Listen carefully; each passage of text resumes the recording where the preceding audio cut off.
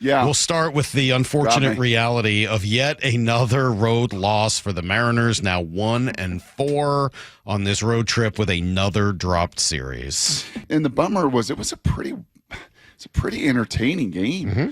Some good baseball. So you got after the Piala boy. You hit him and knocked him out of the game, and you hit 3 home runs there. And fun to see Cal finally get to 51 and Julio do his thing and Polanco and okay, now let's win this game. Let's win this game so we can win this series, so we can just say enough is enough and stop this road slide.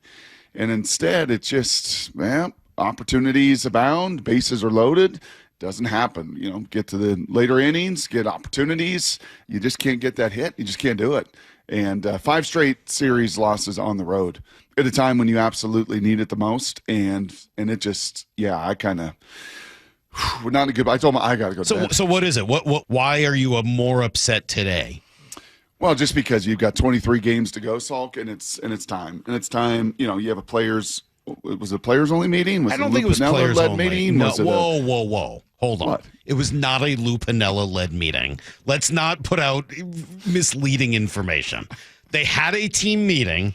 Mm-hmm. Coincidentally, Lou Piniella showed up afterwards. Nice. It was not a Lou Piniella team-led meeting. Let's be clear. Lyle was a little confused about that earlier. Well, there's a lot of confusion going on. I understand. So let's if Shannon was here, she would jump in and get very mad and tell you that you were misleading the people. There was a meeting, and then there was Lou Piniella, and never the two shall meet. It was not the same thing.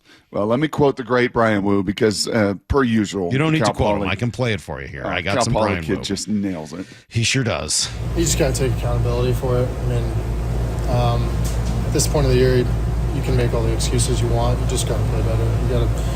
You got to be better. You got to have more urgency. I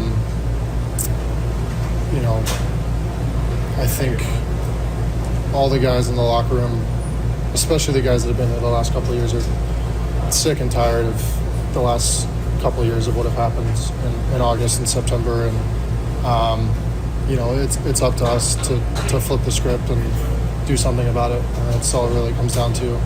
There's times that we've played good baseball and we know we're capable of it. This is about as talented a team I think as anybody has ever seen here in the last couple of years. But I mean, no one's going to give us any wins. We got to go out there and take it.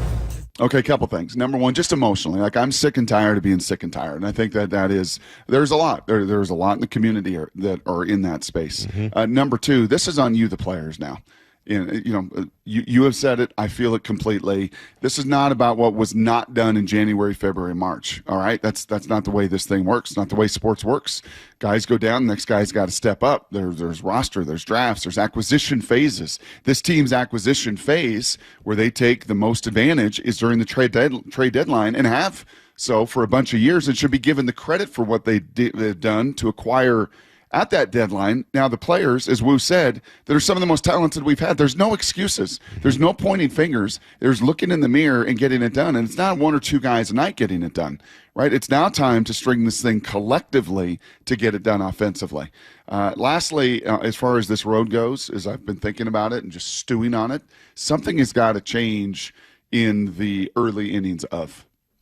Not the early hours of in the morning, but the early innings of.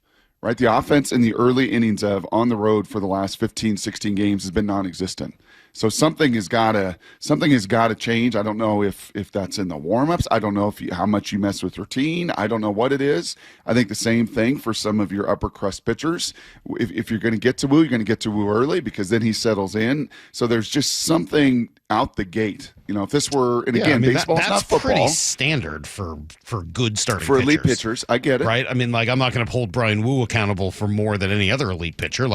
Agreed. Elite pitchers, you want to get to them, you got to get to them in the first inning. You better get to them early. It's been a rule. I don't know why it is, but it's been that way with good pitchers since forever. Well, the problem is they're not facing elite pitcher after elite pitcher after elite pitcher. They're about to. They're just not. This kid tonight's going to be really, really good, and then you got both Sale and Strider in Atlanta. Yep. You're going to see some pretty elite pitching here over the next week or so. Yep. So something has got to collectively, offensively get going. So what's for some the reason, problem? Naylor's not hitting on the road. What is the problem? We could go individually through each of these guys, right? And individually, there's at times a peak, but unfortunately, there's a valley. There's just not strung together, right? That's all the true, challenge. But why? I mean, like that. I get the what. You and I agree. The what is absolutely true, and I agree with you. It's go time for the players, and I agree with Bryan Woo. At some point, what is the problem? At some point, there has to be what Jeff Passan said to us yesterday. At some point, there just has to be a turn of we are going to find ways to win, and we're not going to fall short. Do you think that's possible in baseball? To build a championship culture? They've done it in Houston for a decade. Not just to build a championship culture, but to say, like, okay, it's time. Like, no, it's not something that's said. It's I don't know something how you got to go out and do. Yeah, you just go out and you execute. Like, to me, like, yes. That's why I'm struggling with the idea of the why. And Passan suggested yesterday the why was maybe they were playing tight. Maybe. Again, I don't know that I see that, but I'm not going to discount it. If Jeff sees it, then Jeff knows the game. Maybe they're playing tight. Maybe they're tired. That's been my suggestion. As I said at 6 o'clock, I think people are pretty prone to seeing what they always thought they would see, and I'm no exception to that. Like, my concern with this team was always that the idea of 162 battles was not going to work. So I fully recognize my own bias that when I see them now, I assume that they are tired because that's what I thought would happen. Lyle thought that the things they did at the beginning of the year weren't enough, and because of it, through his lens, they're still struggling because of the things they did earlier in the year and how it affects them, and I'm sure he's not alone in that way of thinking, and that's why we'll open up the phone lines later.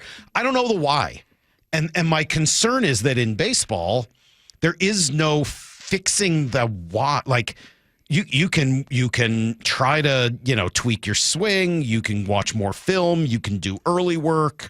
Right. But, like, you can't tell yourself enough is enough and just start winning in baseball. Correct. It's not like, hey, we're a basketball team, and if we just buckle down and play harder defense, we'll win games. Okay. No, You can't do that in baseball. No, I totally understand that. So I don't think you do that in any sport. I think you've got to go out and you've got to execute. You can do that in basketball. I just don't know that you can play harder and win more baseball games. You can change your strategies. That might help. I mean, they've been running a lot, and then they weren't running. Jeff pointed that out yesterday, that they haven't been running as much. But, the running is is part of the exhaustion, right? Like, one of the reasons I think you're tired is that you're trying to play an aggressive running game that has its benefits, but it also has its downsides and trade-offs as well. So I just don't know that there's like hey, let's flip the switch. And that's why I know people get mad when I say it. There are times when I say it's just baseball because, like, I do think this will just turn around. It might be today. It might be tomorrow. It might be in a week. The Mariners aren't done. I mean, at least I don't think they are. Everything I've said has been wrong this year, so maybe they are. But, like, don't you get the sense there's still, like, another run coming? I do. There's a collective, for some reason that just kind of stuck with me yesterday from Passan when he was just talking about, and you're right, it's not something that's talked about. It's something that's walked about. It's something about getting it done. It's something about ending that whole, hey, we just coog it. We find ways to lose at the end. No, you don't. Not with Gardner Minshew.